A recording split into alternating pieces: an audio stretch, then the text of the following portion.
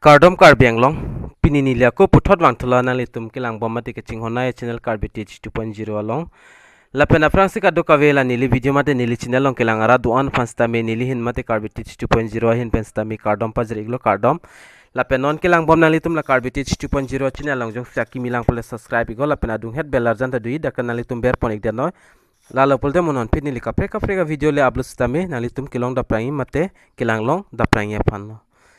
lapen pinia video aputhak bang kenale tum ka doka veta chini pota hailo lapen penang an news channel lapen penan an media long che thangolo lanon scheme kimi Indian government pen kilon spawn Agneepath Agneeveer la so recruitment total la bang apus bang 46,000 ando la se non mulame karjulong le bang kom los tame penan an bang pho bang pitame arjulong thai post tame ni li la so video nakwan pi bang PAKLANG ning pupan sinang wan pilo lapen hola kilang long le tumta do ulang mate karjulong le tumta do ulang lasi pachin nang pusini li nang wan pitu iglo lapen laso a requirement la bangke non la uwe kimi tumpan 17 pen la 21 arta laso tumhan se laso job bangke Indian government pen loans lo lapen pena ane che thang loans lo so dak laso a job puthak penang an bangke news bang che thang lo sita me dak nilinang than pon ik pong thinivesta me lasnali tum panchuning ri iglo la video kicheng pen kijut an kilang phansi la sekai ke son la intro bang sabso lang ik jok jidat pola intro lang det pen la video lo le kadu kavia lam sta me than pon nang mate hodagle lang dam iglo nang tangte nali tum la intro lang igo intro lang det pen video lang pon pen nang la pening sonalam non mulam video bang continue ni le upload long le dat lo athima arwi ke jang pena jok la karen hai hui ta ve la pen la pul lang ke thel hai hui lo yo la hai hui pen sinili la video bana wan pi thek thedel lo la pen nili bor ipo continue video wani phane la sinali tum bang asap so chonghong paning ding chen tangte intro bang lang igon video cheng pon phedona la pen ali tum la screen on sta me thek pon long po la pen pen ki poson sinili pen anabang pho bang phiteme dak chini ikpo mate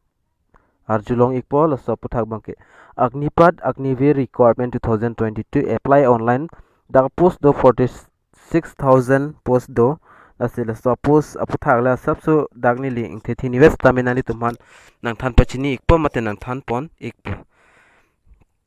la sinali tum pan tuning rilo video nali tum kijut an kilai phansi tuning rilo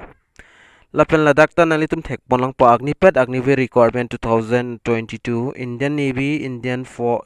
Air Force lapen Indian Army requirement lake thom ando lapen apus amen bang mate scheme amen banali tum chini ikpo Agneepath AgniVeer Bharati scheme pulo lapen lason thak thak sini le ladakh education qualification ka charli ang ding lapen age limit lapen application fee lapen det hai hui sinili dak manang than pon ikpo lasi lang pon lo nang lapen aprang si cheng pon nang kuson si ke apply naima yo la stop thak ba lapen ali tum ta dak screen ong ro thek long po how to apply online for Agneepath AgniVeer requirement scheme 2022 lasi first bang ali tum official website long humri dam ignang po lapen hodak penali tum la advertisement alos tame lang ikon mate download ikon la details chini dagi aphan mate la so video description on tame nali tum pdf file long po mate whatsapp long tame na homri ikon nili na pipo pdf file total tal details sa hibanga lapen dat nali tum dak registration on berse complete nali tum registration nang po amen akor lapen erong amen la education qualification la ang ton nali tum dak nakhang anali tum pidon thainon lapendet pen nang litum lai fill up nang thai benefit te nang litum submit equal a form manga lapen submit da fit nang litum a form print out danon mate screenshots te and then lapendet Agneepath scheme AgniVeer apply online 46,000 posts Agneepath scheme yosna AgniVeers in Indian Force lapen Navy Army do lapen Army do lai widak do o lapen that dak lang pon thonang non bangke education qualification ko anang ding se kachar liki unning ma yo lasinali tum dak thek polang po candidate should have passed the class 10 equivalent from the recognized board university institute institution lasi ki unnai lo kachar li bangke class 10 mate lalo kep ang ding an bange metric pass an bange unnai mate la an do nai ya la an do lut na li tum so post long apply dun long lo mate a form hai hui na li tum jog dun ik long lo class 10 anta chok lapen more education qualification details please go to below official notification nasi lapen akko kaprek an si chini lang pulote na li tum advertisement alo long long type details bange stame non da kapik lang bangke na li tum theklong da class 10 pass anta chok mate metric pass anta chok lapen dak age bang lang dam na maximum dak 17.15 pen maximum 21 years an nalitum la an abang phu abang pi arta tum jogdun la pen 21 pen athak an bange jogdun no long le data thek mate jogdun no dak ta thek stame dak maximum ke nalitum dak thek longi 21 years an vet la se thek monang po la pen dak 17.5 mate ning kran grade proxy yo so arta abang phu abang pitum jogdun me la se dak bangke lan chor la pen a form bangke dak Agneepath descriptive terms and condition dak terms and condition nalitum dak pen bang pore pon egon yo nili as dak slow hoi pon nalitum ta lang dam ikmelo yo nili la an bang dak nang than ik elo mate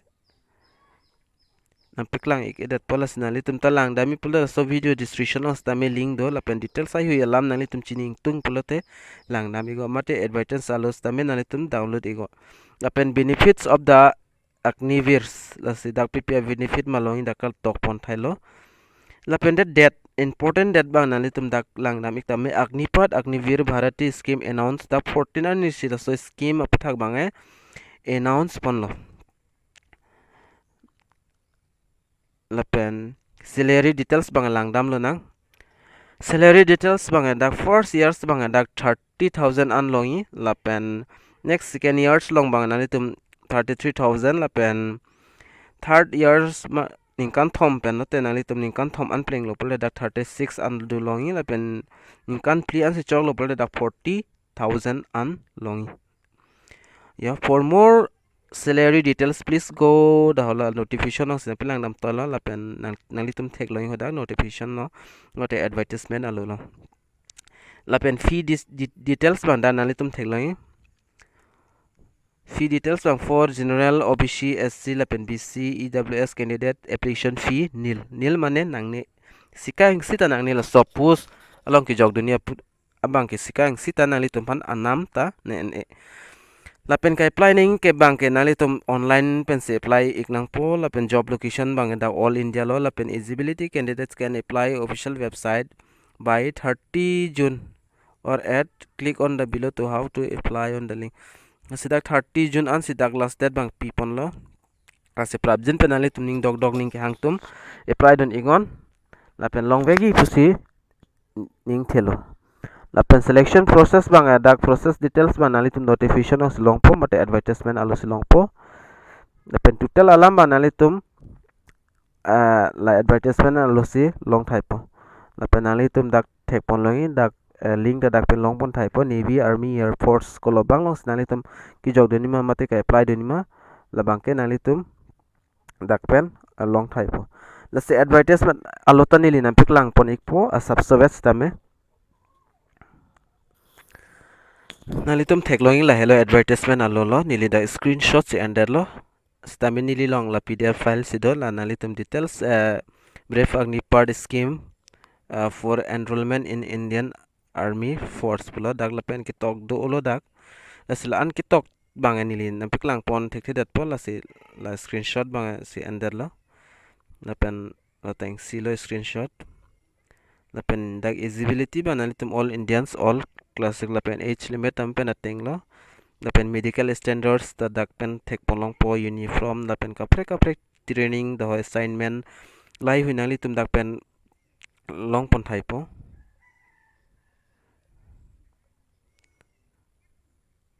la pen dak 30 number lai hui jon ali tum dak pen chini pon la po la sinali tum la PDF file bang anali tum la advertisement alo bang anali tum laso video description kalte WhatsApp nos tame na humri igon nili dak nang sen igdet pola siklar dak penalitum la pore pen nalitum jogdun igo lake inode karbeng long penta long pon long vegi mate long dun vegi yo la salary ta amu ateng lo nili hodak pen paklang ateng lo la pen payment da mandoli da 7 and package lo la pen ason sondor dak life insurance cover dak total do 48 lakhs of under ya asile son thak thak dak ke tok ta do lo la pen skill certificate do pp ma dak pen lai hui lo